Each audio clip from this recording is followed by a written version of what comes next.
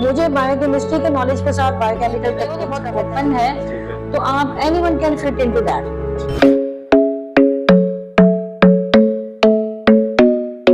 अस्सलाम वालेकुम, this is Abdul Rahman. आज हम एक इंटरव्यू करने जा रहे हैं रिस्पेक्टेड प्रोफेसर डॉक्टर आबदा के साथ। First of all ma'am, thank you very much for your time. आज हम बात करने जा रहे हैं कि नैनो बायोटेक्नोलॉजी क्या है, इसकी इंपॉर्टेंस क्या है, इसकी एवरीडे लाइफ में इसकी एप्लीकेशंस वगैरह क्या हैं। तो इसी सिलसिले में हमारे साथ मौजूद हैं डॉक्टर आबिदा, जो कि सीनियर टेक्निकल डायरेक्टर हैं NCIB में। मैम के बारे में अगर मैं थोड़ा सा इंट्रो बताता चलूँ तो मैम ने अपनी पोस्ट डॉक्टरेट की है स्कूल ऑफ फार्मेसी लंदन से। तो विदाउट डिस्कस टाइम स्टार्ट करते हैं। First of all ma'am again thank you कि आपने हमें अपने कीमती वक्त में से हमारी टाइम निकाला। मैम सबसे पहले बताइएगा कि हमारे पास बायोटेक्नोलॉजी है क्या, और आज के दौर में इसकी क्या इंपॉर्टेंस है, आप देखती हैं? Thank you very much Abdul Rahman.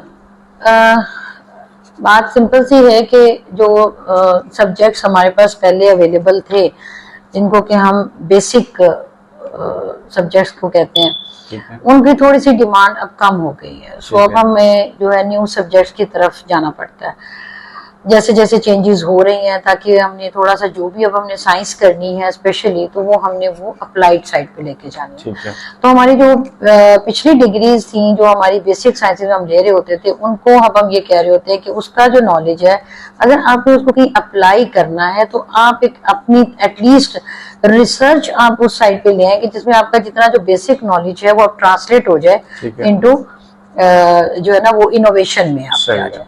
तो इस सिलसिले में ये जो नैनो बायोटेक्नोलॉजी एक्चुअली ये आपको एक ऐसा एक दे देता है, एक आपको मौका कि जी अगर आप इसके अंदर कोई आप नॉलेज हो आपके पास, आप अपनी स्किल्स डेवलप कर लें, तो आपके पास बहुत अच्छा मौका हो जाता है कि आप अपना जो इंटरडिसिप्लिनरी नॉलेज है उसको ट्रांसलेट कर सकते हैं इनटू सम जो भी आपकी अप्लाइड कोई आप वर्क करना चाह रहे हैं। सो मैं तो इसको बहुत पहले पाकिस्तान में डेफिनेटली कोई इतनी इसमें डिग्री प्रोग्राम्स ऑफर नहीं हो रहे।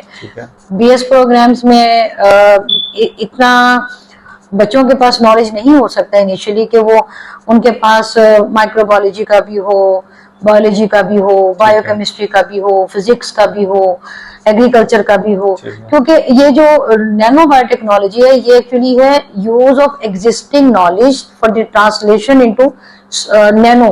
सो आपको थोड़ा सा बेसिक अगर आप पढ़ लेते हैं, तो अगर आप जब आप MS के प्रोग्राम में आते हैं, सो MS बायोटेक्नोलॉजी में आप जब आए, तो फिर आप इसको नैनो को आप अपनी रिसर्च का एक टूल बना सकते हैं, and then you can just you know कोई भी अगर आप अप्लाइड काम करना चाहें, तो whether you are like a microbiologist or you are a biochemist or you are a agriculturist, environment से related आपके पास डिग्री हो, फिजिक्स में आपने BS किया हुआ, so all are eligible for this activity, क्योंकि इसके अंदर आप मुख्तलिफ जो है वो starting from the knowledge of the nano particles till the delivery to the in your जहाँ पे भी आपका इंटरेस्ट है उसमें आप डिलीवर करना चाह रहे हैं, चाहे वो बायोलॉजी में हो तो हम उसे कहेंगे नैनो मेडिसिन।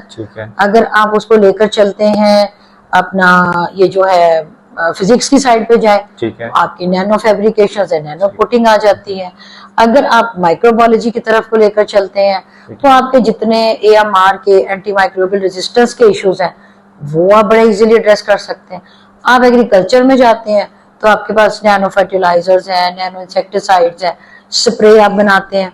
फार्मेसी में जाते हैं तो फार्मास्यूटिकल की आपके पास आ जाती है, नेजल स्प्रे बनाना चाहते हैं, ऑइंटमेंट्स बनाना चाहते हैं, मतलब कि दूसरी फील्ड से कोई रिस्ट्रिक्शंस नहीं है लगाते हैं। हाँ जी, इसमें आपको ये है कि ये मैं तो इसमें बहुत ओपन है, तो आप anyone can fit into that depending upon your interest.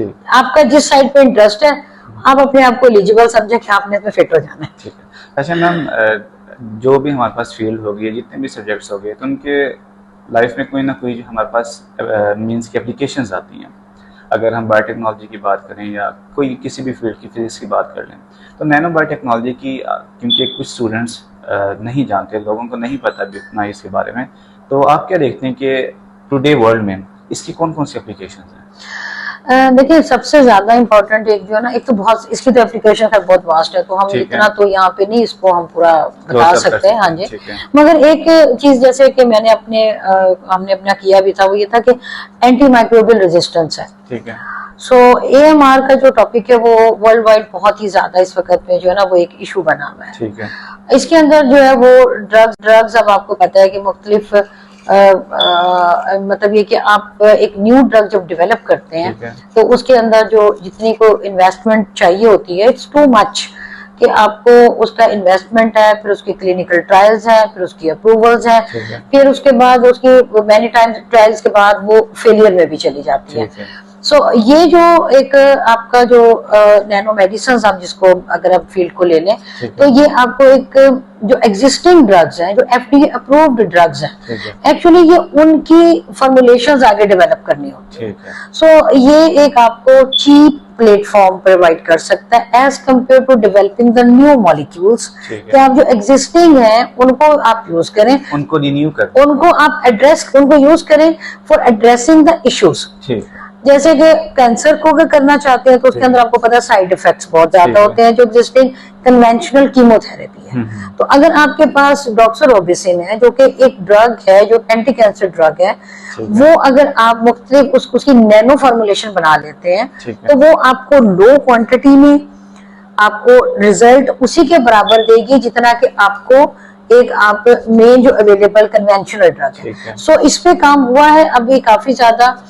Liposomal drug delivery systems commercially अब अवेलेबल हो गए हैं, क्योंकि ये आपको साइड इफेक्ट से भी बचाते हैं कि आपके जो ड्रग है उसने जहां जहां पे वो जाएगी, जाहिर बात है कैंसर तो साइड इफेक्ट होते हैं। ये आपको टारगेट पे भी एक तो लेकर जा सकती है कि आप मुख्तलिफ रिसेप्टर्स को इस्तेमाल कर सकते हैं, यूटिलाइज करें, इसको कैश करें कैंसर की अपनी प्रॉपर्टी को, जो कैंसर का एनवायरनमेंट होता है वो आप यूज कर सकते हैं, pH को एड्रेस कर सकते हैं, या उसका टेम्परेचर को, मुख्तलिफ आप उसकी properties of the nano particles आप उसको यूटिलाइज करते हुए मिनिमम डोज में मैक्सिमम आप बेनिफिट ले सकते हैं in the form of therapeutic effect. Same for the anti microbial resistance है, क्योंकि आपके पास जितनी ड्रग्स अब अवेलेबल है उनमें रेजिस्टेंस शो हो रही है। सो आप अगर उसको कॉन्जुगेट कर देते हैं मुख्तलिफ पार्टिकल के साथ, तो आपको वो जो रिजल्ट है आपका वो अब बड़ा अच्छा सा आप एक वहां से मिल सकता है आपको ना।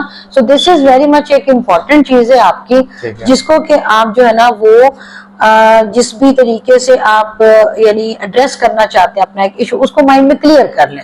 आप कहते हैं कि जी मैं इसको क्लियर करना चाह रहा हूँ कि जी मुझे एंटीमाइक्रोबियल रेजिस्टेंस को देखना, ठीक है, तो देन आप अपना पूरा प्रोजेक्ट उस डायरेक्शन में लेके चले कि वो बायोकम्पैटिबल भी हो, वो आपका पार्टिकल का स्मॉल साइज भी हो, वो आपका पार्टिकल जो है वो आपका उसके अंदर वो जो एक चीज होती है जिसमें कि आप ये कहें, जिसमें कि आपने एक पार्टिकल्स जिसमें आपके आते हैं कि वो बायोकम्पैटिबल हैं और वो बॉडी से क्लियर भी हो रहे हो। एक मेन प्रॉब्लम आपको इसके अंदर ये आ सकता है कि toxicity in the human body, ठीक है, या एनिमल बॉडी। उसके लिए जरूरी है कि पार्टिकल का साइज को आपने ध्यान में रखना है, वो कितना होना चाहिए, वो बॉडी में से क्लियर भी हो, कब क्लियर हो या कितनी देर में क्लियर हो। अब आपकी सुबह दोपहर शाम की एक डोज होती है, आप कहते हैं कि नहीं मुझे तो डोज एक लेनी है एक हफ्ते में, ठीक है, ये अभी ड्रग्स आ गई है, डायबिटीज के लिए भी आ गई है कि वो कहते हैं कि सस्टेन्ड रिलीज है, ठीक है, आपने आज ड्रग ले ली है, आप कहते हैं वो इतनी स्लो रिलीज हो रही है, लेकिन वो कितनी रिलीज हो रही है जितनी आपको जरूरत है, वो ट्रायल्स आपने करने हैं। तो वो जो स्लो रिलीज का मैकेनिज्म है वो आपको जो एक मुश्किल होती है कि मैंने ड्रग ली थी वो लेना भूल गया हूँ, या मुझे ये कि वो एक बहुत ही ऐसा लगता है मुझे एक लेबोरियस सा काम है, या आप ये कहने के बड़ा इजी बहुत मुश्किल काम है कि मुझे एक हफ्ते तक डोज लेनी है और 3 दिन सुबह दोपहर शाम लेनी है। आपने एक ऐसी टेबलेट बना ली है जो स्लो रिलीज है, एक आपने ले ली है और वो आपको पूरा रिलीज दिए जा रही है। वो रिलीज किसमें, जितनी आपकी थेरेप्यूटिक विंडो है, यानी जिसमें उसने एक्टिव आपको देना है कि आपको उसके अंदर ये इंफॉर्मेशन मिल जाए कि ओके जितनी डिजीज थी उसको कंट्रोल मिल रहा है, ठीक है। तो ये बहुत अच्छी उसकी एप्लीकेशन है जो कि आप रूटीन लाइफ में उसकी एक आपकी आ जाती है। तो मैम हम जिस भी फील्ड में एंटर होते हैं तो वो फील्ड कुछ ना कुछ स्किल्स डिमांड करती है ताकि उसको सीखा जाए या उसमें कोई भी वर्क किया जाए, कोई न्यू इन्वेंशन की जाए। तो आप क्या समझते हैं कि जो हमारे पास स्टूडेंट्स हैं एमफिल के या पीएचडी में जो इसमें करना चाहते हैं नैनो बायोटेक में, तो उनको कौन सी ऐसी कोई स्पेसिफिकली स्किल्स पे जो उनको काम करना चाहिए? असल में जो नैनो का जो फील्ड है ना वो डिमांड करता है कि आपकी जो अपनी जो एक्सपर्टीज है वो अच्छी डेवलप हुई हुई हो, या एटलीस्ट आपको नॉलेज जरूर हो कि आपने कैसे लेके चलना है प्रोजेक्ट को। ठीक है। क्योंकि इसके अंदर आपको लाइक मैंने आपको कहा ना कि आपने कोई नई चीज नहीं बनानी शुरू से, आपने जो एग्जिस्टिंग चीज है उसमें कुछ मॉडिफिकेशंस करनी है। ठीक है। मॉडिफिकेशंस क्या करनी है वो आपको वेरी मच क्लियर होनी चाहिए डिपेंडिंग अपॉन द प्रोजेक्ट। चाहे वो फिजिक्स से रिलेटेड है, नैनो कोटिंग करना चाह रहे हैं, नैनो ये जो आपकी फैब्रिकेशन करना चाह रहे हैं, आप कोई मटेरियल बनाना चाह रहे हैं जो कहते हैं कि जी हीट रेजिस्टेंट हो, मटेरियल डिजाइन करना चाह रहे हैं कि जी वो रेन का उस पर कोई इफेक्ट ना हो, कोटिंग आपकी इस तरीके की वेदर चिल पेंट में आप ऐसा पेंट बनाना चाह रहे हैं, एनीथिंग इज पॉसिबल। ठीक है। मगर बात ये है कि जब आपने उसको डिजाइन किया, ठीक है, अब आपने कंफर्मेशन करनी है उसकी। ठीक है। उस कंफर्मेशन के लिए मुख्तलिफ टूल्स इस्तेमाल होते हैं। ठीक है। तो आपको वो टूल्स का नॉलेज होना जरूरी है। आपको ये जरूर पता हो कि आपकी अगर कैरेक्टराइजेशन जैसे आप सेम से करते हैं, सरफेस इनहांस्ड आपकी माइक्रोस्कोपी है, या आप टेम से करते हैं, ट्रांसमिशन इलेक्ट्रॉन माइक्रोस्कोप है, आपको ये पता हो कि आपको पार्टिकल की कैरेक्टराइजेशन में कौन से टूल चाहिए। ठीक है।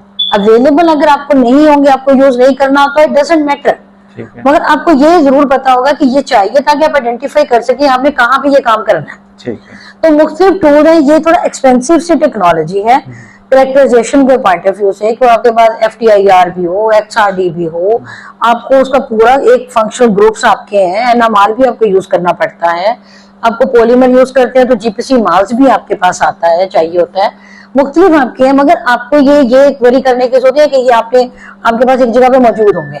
दीज आर अवेलेबल और वो मुख्तलिफ जगहों पे आपने उसको आप एनालाइज करवा सकते हैं। तो आपको ये नॉलेज होना बड़ा जरूरी है कि आपने कैरेक्टराइज जो करना है कौन से टूल्स हैं, वो नॉलेज होना जरूरी है। अब वो जब कैरेक्टराइज कर लिया, अब आपने उसका जो है ना वो करना है कि आपको इंटरप्रेट भी करना। ठीक है। आप कहते हैं कि मेरा ये रिजल्ट है तो ये ठीक भी है। ठीक है। सो ये तो नहीं है कि जो रिजल्ट आ गया ओके जी फिर रिजल्ट आ गया। आपको ये नॉलेज होना बहुत जरूरी है। आपने एंड में आपको प्रोडक्ट क्या चाहिए, उस प्रोडक्ट को बैक एंड आपको आगे, जैसे कहते हैं कि आपने बार बार पीछे भी जाना और आपने आगे भी जाना, बैक एंड वो, क्योंकि इसके बगैर आप, क्योंकि मैं अगर बात करूं जो मैंने काम किया था, तो मैंने एक polymer based drug delivery system बनाया। ठीक है। मेरा नेक्स्ट क्वेश्चन भी आपसे ही था कि आपका वो जो पॉलीमर था मेरे लिए स्टार्ट में it took me 6 months to just understand कि मुझे जो है ना इस पॉलीमर को किस तरीके से अपने नैनो पार्टिकल में कन्वर्ट करना है। ठीक है।